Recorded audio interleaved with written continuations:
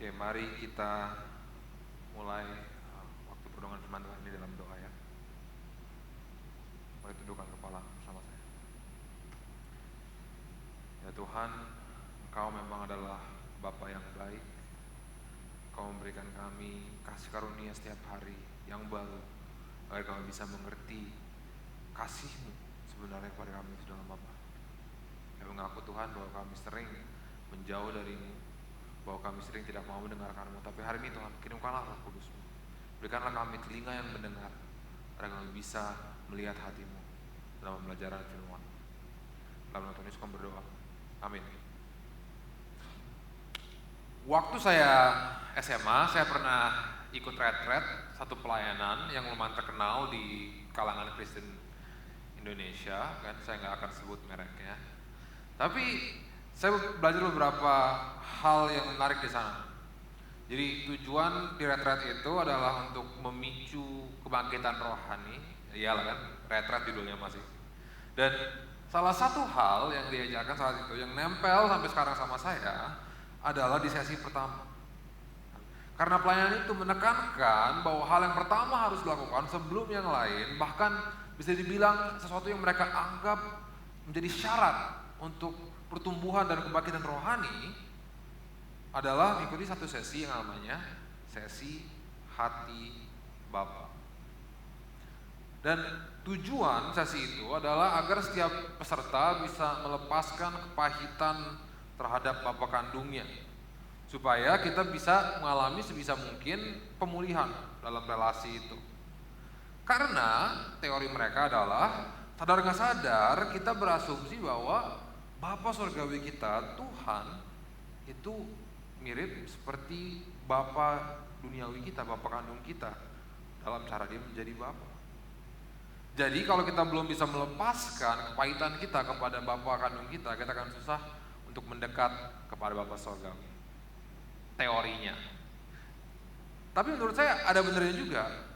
Karena sejak itu saya mulai sadar bagaimana dalamnya persepsi saya tentang Bapa kandung saya mempengaruhi bagaimana saya melihat Tuhan. Kalau saudara belum tahu dari tampang saya atau cerita saya itu orang Batak kan, Panggoaran pula, anak sulung. Bapak saya itu orang Batak Totok, dibuai dan dibesarkan di tanah Tapanuli. Jadi kalau saudara pernah nonton film Ngeri-Ngeri Sedap, gak jauh lah dari itu ya, bapak saya. Artinya, menurut bapak saya, memang peran orang tua itu adalah untuk ngasih tahu anaknya yang benar itu apa. Dan sebisa mungkin memastikan anaknya melakukan yang benar supaya tidak memalukan keluarga dan suku. Lantas saya dididik dengan mantap tentang apa yang menurut bapak saya itu terbaik. Sekaligus diberikan bermacam-macam instruksi dan ekspektasi tentang bagaimana caranya mencapai kebaikan itu. Ditambah dan dibumbui dengan perbandingan performa saya dengan anak-anak lain seumur saya. Memang ya mungkin kita bisa menghargai kalau sudah dewasa seperti saya seharusnya. Kan seorang bapak nggak mau anak yang ngaco, tapi mau menjadi anaknya ini orang terbaik. Dan ia tahu kalau kita mau sukses di dunia ini kita harus yang terbaik dan nggak boleh ketinggalan oleh orang-orang yang seumuran dan sekesaran kita. Tapi efeknya adalah bahwa saya sering tidak mempunyai relasi yang papa dan anak dengan papa saya. Malah akhirnya lebih seperti bos dan karyawan. Diberikan fasilitas, diberikan tugas dan harus ngelapor. Terus kalau laporannya buruk, kalau tugasnya nggak beres ya ada konsekuensi. Dan karena saya sering gagal melaksanakan tugas sesuai dengan ekspektasi, saya jadi sering malas ketemu sama bos. Dan saya nggak merasa terbuka dengan bapak saya sendiri, kan? Dan relasi yang sayang-sayangan kayak di TV-TV itu dengan papa saya, wah itu udah gak kebayang, di luar dari kemungkinan. Demikian pula firasat saya tentang sifat Tuhan itu bagaimana. Perannya dia adalah untuk memberi perintah, dan kalau perintahnya kita bisa lakukan ya syukur dapat berkat, kalau enggak ya ada konsekuensi. Jadinya kalau saya belum bisa benar-benar menaati perintah Tuhan, saya nggak berani dekat-dekat sama Tuhan. Karena pada waktu yang sama saya juga nggak bisa menjamin bahwa saya nggak akan gagal lagi, bahwa saya bisa taat terus. Jadinya setiap kali saya ke gereja dan harus mendekat kepada Tuhan, ada rasa yang seperti tertekan gitu di hadirat Tuhan. Ini adalah memang pergumulan saya yang saya memang harus hadapi karena sejarah keluarga saya. Karena sesungguhnya ini harus berubah karena Bapa Surgawi kita sebenarnya itu tidak seperti itu. Dan firman Tuhan yang kita akan pelajari ini akan mengajari kita bagaimana cara kita bisa berelasi dengan Bapa Surgawi agar kita bisa benar-benar mengalami bahwa ia benar-benar beda dengan Bapa duniawi kita. Kita akan melanjutkan studi kita dalam Injil Lukas dan firman yang kita akan renungi hari ini adalah cerita bagaimana seorang Tuhan Yesus yang adalah anak tunggal Allah tidak menjauh dari Bapa Surgawinya, tapi rindu dan bahkan tak tahan untuk mendekat ke hadiratnya. Kita akan membahas Lukas 2 ayat 40 sampai 52 di liturginya dari 42, tapi nggak apa-apa. Saya akan baca dari ayat 40. Mari kita buka firman ini bersama dan membaca firman Tuhan. Ya, demikianlah firman Tuhan. Anak itu bertambah besar dan menjadi kuat, penuh hikmat dan kasih karunia Allah ada padanya.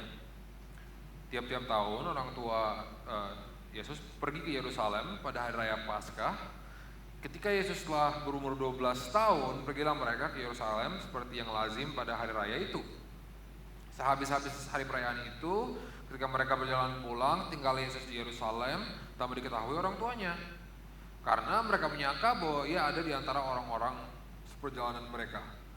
Berjalanlah mereka sehari perjalanan jauhnya, lalu mencari dia di antara kaum keluarga dan kenalan mereka. Karena mereka tidak menemukan dia, kembalilah mereka ke Yerusalem sambil terus mencari dia. Sesudah 3 hari mereka menemukan dia dalam bait Allah. Ia sedang duduk di tengah-tengah alim ulama sambil mendengarkan mereka dan mengajukan pertanyaan-pertanyaan pada mereka. Dan semua orang yang mendengar dia sangat heran akan kecerdasannya dan segala jawab yang diberikannya. Dan ketika orang tuanya melihat dia, tercenganglah mereka. Lalu kata ibunya kepadanya, "Nak, mengapakah kamu berbuat demikian terhadap kami? Bapamu dan aku dengan cemas mencari engkau." Tapi jawabnya kepada mereka, "Mengapa kamu mencari aku? Tidakkah kamu tahu bahwa aku harus berada di dalam rumah Bapakku?" Tapi mereka tidak mengerti apa yang dikatakannya pada mereka. Lalu ia pulang bersama-sama mereka ke Nazaret dan ia tetap hidup dalam asuhan mereka, dan ibunya menyimpan semua perkara itu dalam hatinya. Dan Yesus makin bertambah besar dan bertambah hikmatnya dan besarnya dan makin dikasihi oleh Allah dan manusia. Saudara, kenapa saya mulai membaca firman di ayat 40 adalah karena firman yang kita baca hari ini itu dibuka dan ditutup dengan pernyataan tentang bagaimana Tuhan Yesus bertambah besar. Bukan hanya secara fisik tapi juga dalam hikmat dan kasih Allah, katanya. Artinya pemikiran dan kerohanian yang juga bertumbuh. Dan diapit di antara dua pernyataan ini adalah cerita menarik tentang bagaimana Yesus saat ia masih remaja terpisah dari keluarga duniawinya, namun ditemukan di rumah Bapa Surgawinya. Dan saya rasa dari cerita ini Lukas ingin memberitakan kepada kita sedikit intipan tentang bagaimana berlangsungnya proses pertumbuhan ini bagi Yesus. Proses pertumbuhan yang sama yang kita akan alami, dan saya rasa kita juga bisa bertumbuh seperti Yesus dalam proses ini. Dan di cerita ini setidaknya ada 3 kebenaran tentang pertumbuhan rohani yang kita bisa ingat sebagai pedoman kita setelah kita berusaha bertumbuh dalam kerohanian kita. Oke? Jadi 3 poin kita hari ini. Pertumbuhan rohani. 1, berhenti saat kita kehilangan Kristus. 2, bergerak saat kita mempelajari firman Tuhan. Dan 3, bertujuan untuk mendekatkan kita kepada Bapa Surgawi. Oke? Jadi untuk tumbuh secara rohani harus ingat 3 berhenti saat kita kehilangan Kristus, bergerak saat kita mempelajari firman Tuhan, dan bertujuan untuk mendekatkan kita kepada Bapa Surgawi. Oke? Bisa dicatat nanti poin-poinnya, kita akan kembali ke sana dan Roh Kudus melembutkan hati kita dan dengan telinga yang bisa mendengar panduannya dalam firman Tuhan. Oke, poin pertama. Pertumbuhan rohani berhenti saat kita kehilangan Kristus. Saat membaca cerita ini dengan sekilas, pertanyaan pertama yang muncul bagi saya dari teks ini adalah, kok bisa kehilangan anak sendiri di tempat seperti itu? Karena cara Lukas menjelaskan apa yang terjadi kepada orang tua Yesus itu membuat orang tua Yesus kelihatan benar-benar lalai dan sembrono. Menarik bahwa Lukas secara khusus memberikan kita informasi tentang umur Yesus saat itu. Di ayat 42, ia umur 12. Ini adalah umur yang secara umumnya lelaki khususnya mengalami puber, dan di tradisi Rohani, di tradisi Yahudi, ini adalah umur transisi di mana seorang itu keluar dari kategori anak-anak dan bisa dimulai dianggap sebagai orang dewasa. Kalau bagi orang Yahudi di zaman sekarang, di umur-umur segini mereka melakukan apa yang namanya bar mitzvah, kan? Untuk merayakan transisi ini dari anak-anak jadi dewasa. Lantas kunjungan keluarga Yesus ke Yerusalem saat itu juga istimewa, karena ini adalah pertama kali Yesus berpartisipasi dalam semua aspek keagamaan hidup orang Yahudi sebagai orang dewasa. Dan walaupun kita bisa lihat bahwa Yesus sebenarnya udah gak di umur kanak-kanak banget, di umur 12 ini, yang pasti di umur segitu itu belum bisa dianggap benar-benar dewasa. Dan ini bukan pertama kalinya Yusuf dan Maria pergi ke Yerusalem, malah di ayat 41 dibilang setiap tahun mereka pergi ke Yerusalem untuk merayakan Paskah. Jadi mereka seharusnya tahu bahwa ini akan menjadi waktu yang begitu ramai di kota itu. Setiap orang Yahudi di seluruh dunia harus datang ke Yerusalem untuk merayakan Paskah. Lantas mereka seharusnya sebagai orang tua berjaga-jaga dong, ya? Tetap perhatian kepada anak mereka. Jangan sampai ada sesuatu yang buruk seperti kehilangan atau tersesat anaknya terjadi. Apalagi ditambah fakta bahwa mereka adalah seharusnya yang paling menghargai bahwa anak mereka ini, anak yang mereka asuh ini bukanlah anak biasa. Kita harus ingat saudara, bahwa dari semua manusia yang pernah ada di muka bumi sampai saat itu, orang tua Yesus adalah orang yang seharusnya paling mengerti betapa istimewanya anak yang Tuhan telah titipkan kepada mereka itu. Kelahirannya aja kan satu mujizat dari anak darah ibunya, kan tanpa persetubuhan manusia. Dan tidak berhenti-henti setelah kejadian itu dan sebelum kejadian itu, seputar kejadian itu, banyak hal-hal fantastis yang mereka alami. Mereka beberapa kali datangi malaikat. Saudaranya Maria yang mandul sudah tua tiba-tiba hamil. Banyak orang tiba-tiba datang ke mereka dan bernubuat. Dan seterusnya saudara. Semua untuk mengumumkan kepada mereka dengan sejelas mungkin bahwa anak itu bukan anak biasa. Bahwa anak itu bahkan adalah juru selamat yang dijanjikan Tuhan kepada Israel. Dialah Mesias dan pemenuhan semua harapan-harapan orang Israel agar mereka bisa dibebaskan dan mengenal Tuhan. Dan bisa diingat juga bahwa Yusuf dan Maria baru saja di sana ngapain? Merayakan hari Paskah. Waktu di mana mereka seperti kita juga kalau di hari Paskah akan beribadah dan diingatkan janji Tuhan.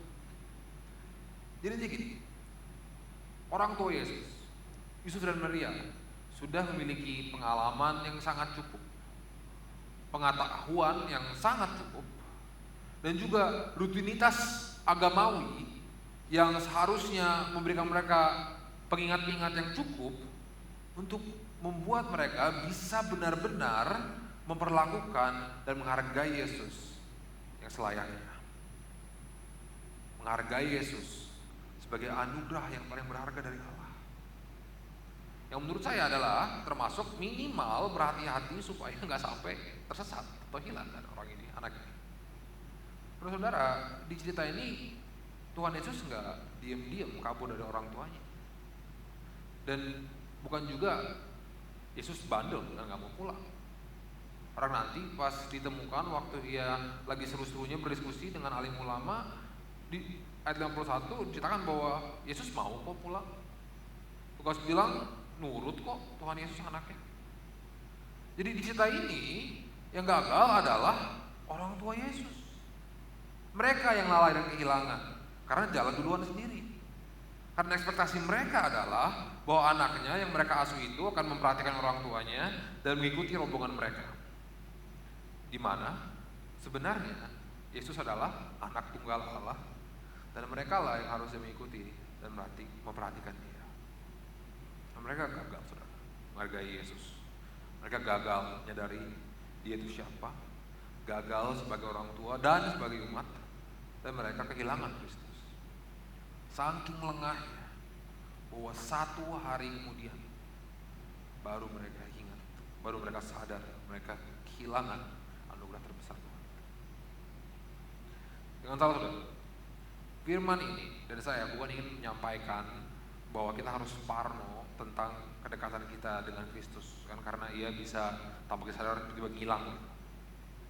Tapi apa yang saya mau angkat adalah bahwa dari pengalaman orang tua Yesus di sini, seharusnya kita diingatkan bahwa di tengah-tengah rutinitas beribadah kita pun, sekalipun kita sudah belajar doktrin dan mengerti cukup tentang kekristenan dan bisa mengerti kalkulasi dengan baik, dan seberapa ajaib pun pengalaman-pengalaman rohani yang kita pernah alami, hal-hal yang baik ini pun tidak bisa memastikan bahwa kita akan dengan konsisten bisa menghargai Tuhan Yesus sebagai Tuhan yang layak diikuti.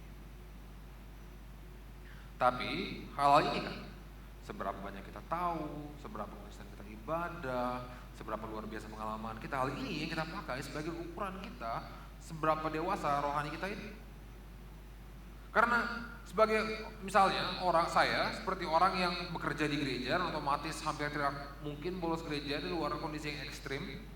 Sebagai orang yang pernah belajar teologi dan bahkan orang yang pernah mengalami namanya nangis-nangis di gereja, saya harus mengakui bahwa saya masih cenderung kehilangan Yesus, walaupun sudah memiliki hal-hal yang secara ukuran mungkin menunjukkan bahwa saya dewasa rohani. Waktu saya dikritik dan saya nggak bisa menerima, saya masih cenderung kehilangan Kristus itu seperti apa, yang dia diam dan mengampuni walaupun dihina dan diludahi oleh orang-orang Israel. Tapi saya masih mengikuti emosi saya dan kecenderungan sendiri saya yang memang pemarah. Atau waktu saya melihat orang memiliki sesuatu yang saya belum punya, saya tidak mengikuti Kristus dan beristirahat kepada kemurahan hati Allah seperti instruksinya. Tapi saya juga masih iri hati dan cemas bahwa apa yang Tuhan sudah berikan kepada saya itu belum cukup. Banyak, saudara, kalau saya kupas dari kebiasaan-kebiasaan dosa saya, contoh-contoh di mana kita bisa tiba-tiba aja secara alami lupa bahwa kita harus mengikuti Tuhan. Saat dosa kita membuat kita autopilot dan nyasar aja, menjauh dari Kristus. Karena memang kita sebagai manusia itu lemah dan pikun, saudara. Cenderung lupa dan terombang-ambing terus oleh hawa nafsu kita. Saking parahnya kondisi ini, bahkan hal-hal baik seperti ibadah, doktrin, dan pengalaman dengan Tuhan itu bisa nggak berfaedah. Karena di tengah-tengah hal itu kita bisa saja tidak bisa lagi lihat Kristus hidup kita. Dan saudara, di titik ini di mana kita sudah tidak bisa lagi, tidak ingat lagi Kristus hidup kita, adalah titik di mana pertumbuhan rohani kita akan terhambat dan akhirnya stagnan. Di mana hubungan kita dengan Tuhan tidak berkembang, kita tidak makin intim, tidak makin mendekat kepada Dia, kita tidak lagi kagum dengan Tuhan seperti dulu. Malah kita hanyut dalam kepentingan kita sendiri dan makin tidak peka terhadap bimbingan Tuhan hidup kita. Karena seperti himne terkenal itu, dalam bahasa Inggris dibilang hati manusia itu prone to wander, rawan menyimpang.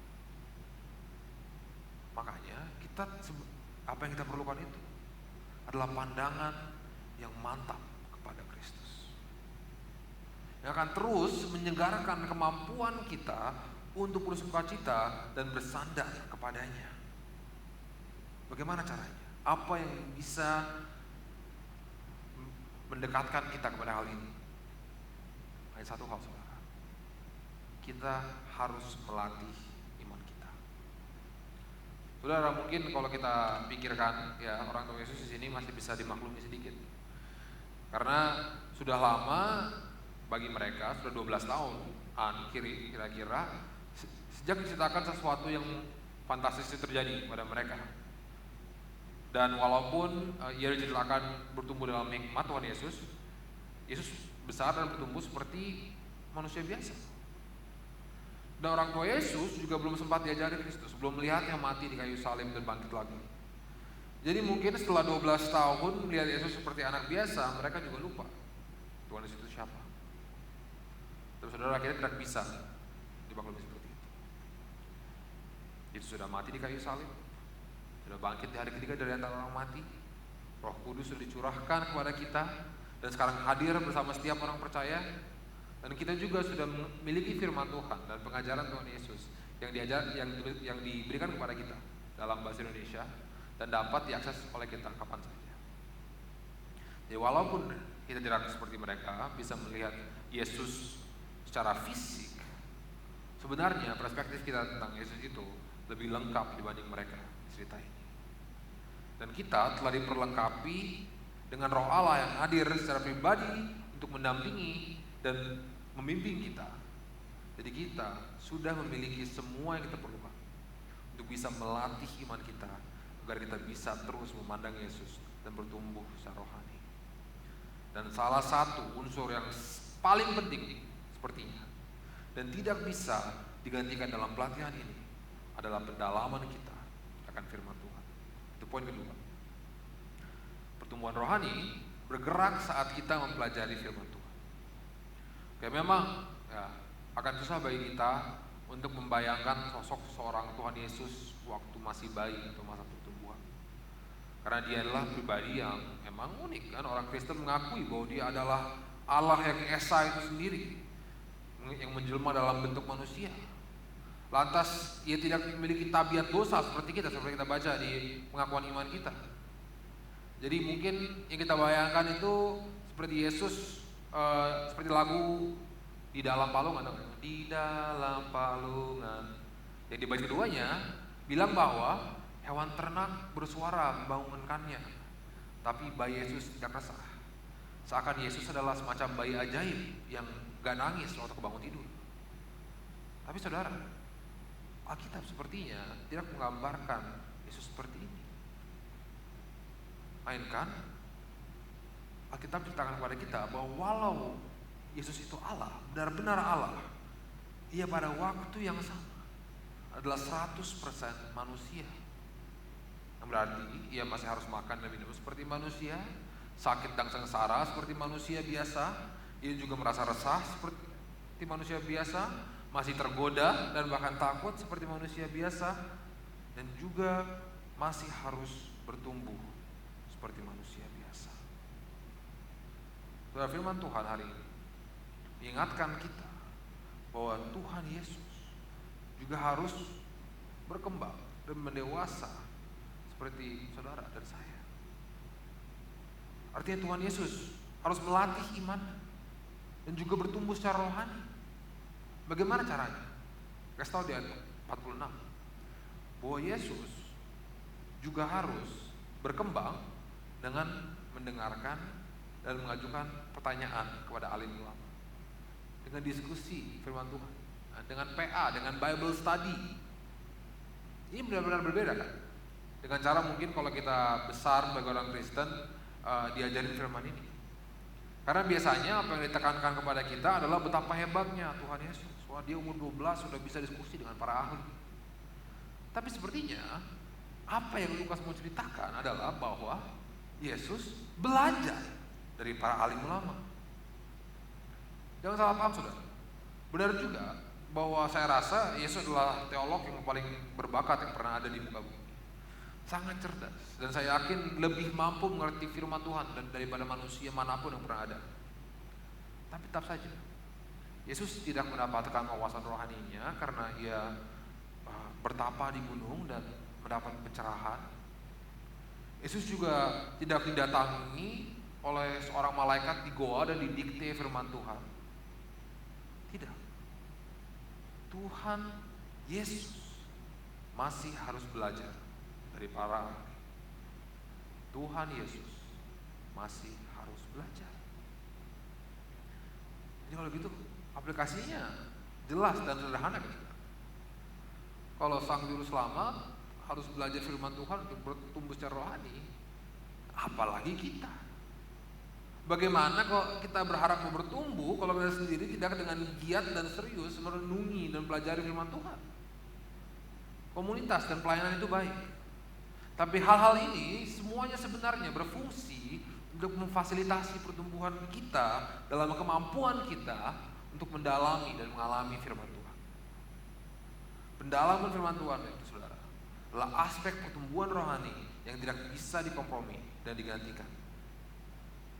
Dan saya rasa tapi sebagian besar saudara, apalagi yang udah lama jadi anak sisi, udah tahu bahwa kalau kita akan bertumbuh tambah dewasa rohani kalau kita sering belajar firman Tuhan.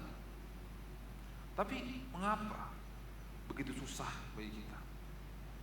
Mengapa kita seringkali tidak bersemangat untuk mendalami firman Tuhan? Malah kita belajar firman Tuhan seperti saya belajar matematika waktu SMA. Sama sekali tidak tertarik. 100% hanya untuk nilai dan jangan sampai rapot saya merah dengan naik kelas. Saya rasa mungkin adalah perbedaan Yesus dengan kita. Adalah Yesus dengan tabiat dia yang tidak berdosa bisa 100% percaya dan mengasihi Allah. Tertulis di Alkitab bahwa Tuhan Yesus hanya melakukan kehendak Bapanya dan hanya mengucapkan apa yang diperintahkan oleh Bapanya. Sekali lagi saudara, ini bukan karena Tuhan Yesus mendapatkan pencerahan baru atau punya sumber firman Tuhan yang berbeda dari kita. Tidak. Tapi karena Yesus begitu dipenuhi oleh Roh Allah sehingga ia mengerti 100% apa yang Tuhan sudah firmankan. Dan ia menghayati dan menghidupi 100% apa itu tugasnya sebagai Kristus, dan ia mau melakukannya dengan sempurna. Bedanya kita manusia yang masih bergumul dengan tabiat kita yang jatuh dalam dosa masih rawan taat kepada hal-hal yang lain, rawan mengasihi dan mementingkan hal-hal duniawi di atas kehendak Bapa surgawi, masih rawan menyimpang dan percaya kepada pemikiran, kepada hawa nafsu kita sendiri di atas firman Tuhan, masih rawan mendengar dan mengambil hati apa yang keluarga atau komunitas kita katakan tentang kita di atas apa yang Tuhan telah katakan tentang kita. Memang saudara, perjuangan melawan daging kita, melawan suara-suara dari dunia berdosa yang menggoda kita untuk mengikuti mereka, itu berat. Lantas, postur kita saat mempelajari firman Tuhan itu tidak bisa seperti mempelajari pelajaran sekolah, belajar untuk lulus terus lupa, tapi harus menjadi kebutuhan bagi kita, harus seperti makan dan minum. Makanya Yesus mengatakan bahwa akulah roti dan air hidup. Karena kalau kita tidak mendengarkan firman Tuhan, akan ada firman orang lain yang kita akan dengarkan, dan kita tidak akan bisa menemukan firman Tuhan dengan pemikiran atau pembelajaran kita sendiri. Yesus saja perlu belajar dari para ahli, apalagi kita. Kita harus terus diberi makan rohani oleh firman Tuhan secara konsisten, atau enggak rohanian kita akan mati kelaparan.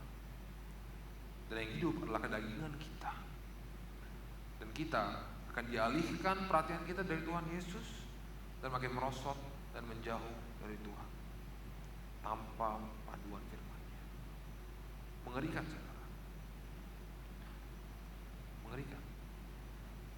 Tapi kalau saudara sekarang merasa bersungut-sungut atau ada cemas dalam hati saudara yang mungkin saudara merasa sedang merosot, kalau sekarang saudara masih tulus mau mengikuti Tuhan, tapi saudara juga sadar bahwa sekarang sangat susah taat kepadanya dan tidak mampu tanpa bantuannya, kalau saudara masih sadar akan kebutuhan saudara terhadap Tuhan itu, bersukacitalah.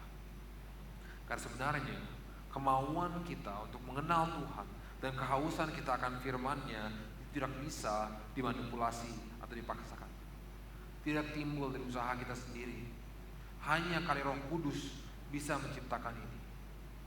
Jadi kalau sekarang saudara masih mau mendekat kepada Tuhan, sekali lagi bersukacitalah. Karena Roh Kudus sebenarnya sekarang sedang berkarya dalam saudara dan juga dalam saya, bersama-sama menjadikan kita menjadi seperti Yesus, bisa dekat dan taat dengan Bapa Surgawi. Itu poin ketiga, bahwa pertumbuhan rohani bertujuan untuk mendekatkan kita dengan Bapa Surgawi.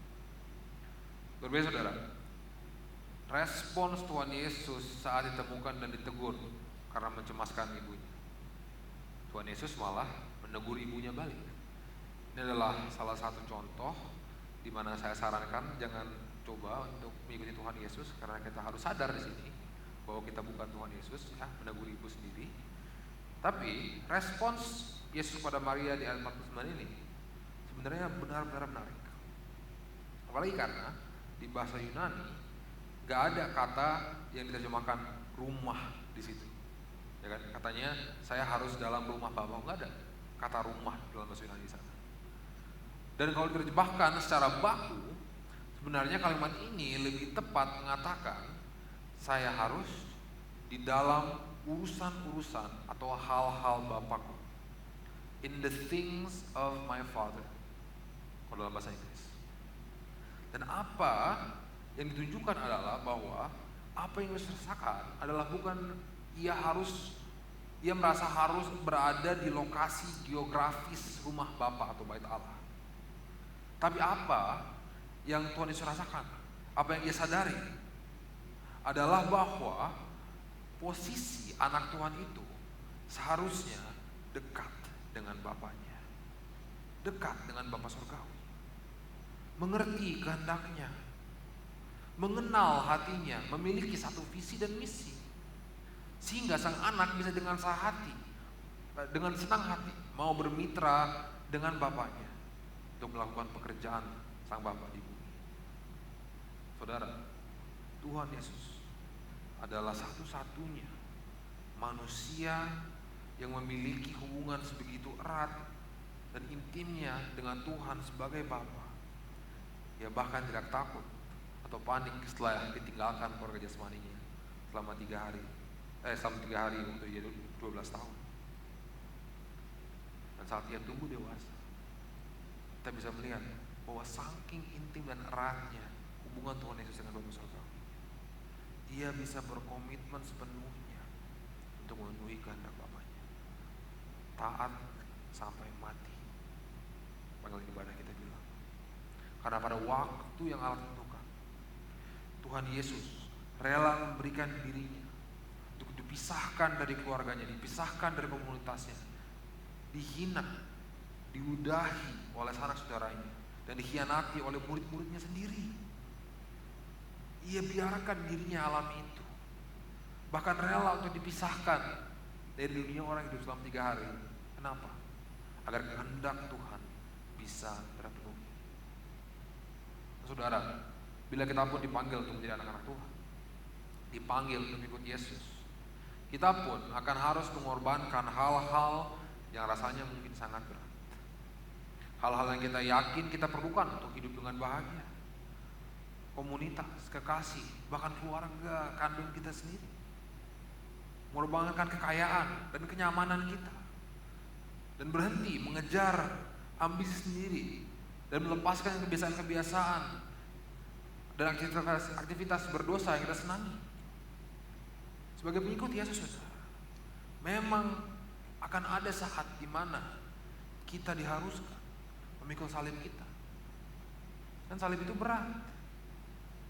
Maka satu-satunya cara kita bisa benar-benar memikul salib ini adalah hanya kalau kita bisa seperti Yesus, sehati dengan Bapa. Dan tahu saudara, bagaimana kita bisa melihat hati Bapa? Tahu saudara, di mana hati Bapa ini terlihat dengan paling jelas dan mulia? Di dalam pribadi Kristus itu sendiri. walau ia adalah Allah, tidak kekurangan, tidak membutuhkan satu apapun. Ia memilih untuk turun ke dunia, untuk miskin seperti kita, mengenakan semua keterbatasan manusiawi, menanggung semua sakit dan sengsara manusia berdosa, agar umat manusia yang tersesat, buta, bahkan mati dalam dosa itu bisa mengenal penciptanya bukan sebagai hakim tapi sebagai Bapa.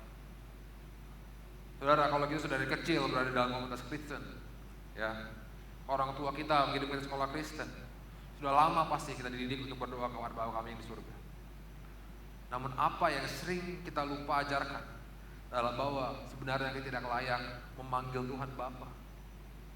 Karena pada dasarnya kita itu bukan anak, tapi ciptaan telah gagal memenuhi fungsinya, bahkan telah memberontak lawan pencipta. Saudara, Tuhan sebenarnya tidak berutang apapun kepada kita, dan kita tidak bisa juga menuntut berkat apapun dari Tuhan. Gak ada hak kita, saudara. Karena sebenarnya kita sebagai ciptaan yang harus taat, tapi kita nggak mau. Jadi kalau mau ngomong fair, itu sebenarnya kita harus dihukum atau minimal dijauhi oleh Tuhan. Siapakah kita? Untuk berkati Dia. Tapi inilah, saudara, kabar baik Injil, misi dan pesan yang Tuhan Yesus rela berikan hidupnya agar Ia bisa mengerti, agar kita bisa mengerti, bahwa hati dari Allah yang mencipta itu tidak cepat menghakimi dan menghukum, tapi rela mengambil inisiatif, menanggung beban dan membayar harga paling mahal untuk memberikan kita kesempatan untuk menjadi anaknya.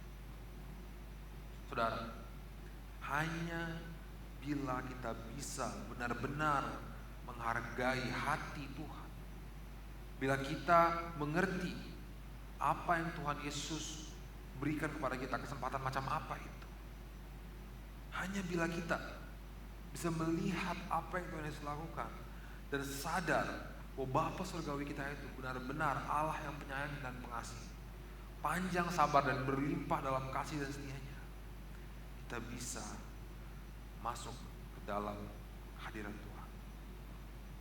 Hanya bila kebenaran ini sudah masuk dalam hati kita, kita akan merasa bahwa tidak cocok bagi kita untuk memiliki relasi dengan Tuhan lagi dengan postur karyawan dan bos, kan? Penuh dengan rasa tanggung jawab dan tekanan, ataupun dalam postur pidana dan hakim, penuh dengan rasa bersalah dan rasa takut. Dan kita akan secara sendiri, bila kita bisa menghayati kebenaran ini, datang pada Tuhan sebagai anak kepada Bapaknya, penuh dengan rasa sukacita dan rasa aman, dan keluar dari keyakinan kita bahwa Bapa kami yang di surga, Bapamu yang di surga tidak akan menolakmu, dan kita dikasihi tanpa syarat. Inilah, saudara, hakikat dari pertumbuhan rohani, bertumbuh dalam kemampuan kita berelasi dengan Bapa. Dan bagaimana caranya kita bertumbuh dalam hal ini? Seperti kita bahas tadi, mempelajari dan mendalami firman Tuhan, supaya kita mengerti benar-benar apa hak kita sebagai anak, dan menghayati apa perbedaannya buat kita bila kita benar-benar sudah bukan anak dunia tapi anak Tuhan. Dan biar juga kita bisa paham seharusnya tingkah laku anak Tuhan itu bagaimana, agar kita bisa menghidupi status sebagai anak itu, sehingga saat kita menghidupi dan mempraktekkan hidup yang sewajarnya anak Tuhan hidupi, realita kita sebagai anak Tuhan itu bukan lagi menjadi teori, tapi jadi realita, sesuatu yang kita pedomi, kan? Inilah, saudara, sasaran semua ibadah kita, semua aktivitas gereja, supaya kita bisa mengenal Tuhan sebagai Bapa. Jadi seperti apa sekarang, kalau saya tanya saudara, posturmu saat mendekat kepada Bapa di surga? Menurutmu bagaimana perasaan Bapa surgawi tentang? Seperti apakah kau di matanya? Percayalah, saudara, bahwa sebenarnya bukan seperti karyawan yang sedang dievaluasi, itu bukan seperti pidana yang harus membela sendiri, tapi sebagai anak yang benar-benar dicintai. Percayalah saudara, bila saudara percaya kepada Tuhan Yesus sebagai juru selamat dan mau mengikutinya dengan sungguh-sungguh, Tuhan Yesus sudah menyelesaikan dengan sempurna tugas kita sebagai anak. Tuhan Yesus telah menghapus bersih semua hutang dosa kita di hadapan Tuhan. Jadi kita sudah dibebaskan. Kita tidak perlu lagi segan, tidak perlu lagi takut, dan kita bisa datang ke tahta Bapa kita yang adalah Raja alam semesta, dan expect mendapatkan kasih karunia seperti yang buku Ibrani, kitab Ibrani pasal 4 mengatakan, kalau dalam bahasa Inggris, you can come to Him with confidence and expect grace and mercy. Belas kasihan dan kasih karunia, itulah ekspektasi kita terhadap Tuhan. Tapi jika saudara sekarang merasa belum bisa mendekat kepada Tuhan, dan saudara ragu, dan saudara sudah menerima Yesus apa belum, saya beritahu sekarang kepada saudara bahwa relasi Bapa dan anak dengan Tuhan ditawarkan kepada saudara sekarang dengan cuma-cuma. Kalau saudara sadar bahwa saudara masih penuh dengan dosa, bahwa saudara perlu diampuni oleh Tuhan, dan saudara mau bertobat dan meninggalkan dosa-dosa saudara dan belajar untuk hidup seperti anak, bebas dari dosa seperti Tuhan Yesus, itu berarti Roh Kudus sekarang sedang berkarya dalam saudara. Dan bila saudara berpaling dan berseru kepada Bapa di surga, Ia tidak akan tolong. Saudara, berserulah kepada Dia. Marilah kita datang kepada Dia sekarang sebagai anak dan bersukacita untuk apa yang diberikan kepada kita. Mari kita berdoa. Ya Bapa di surga, terima kasih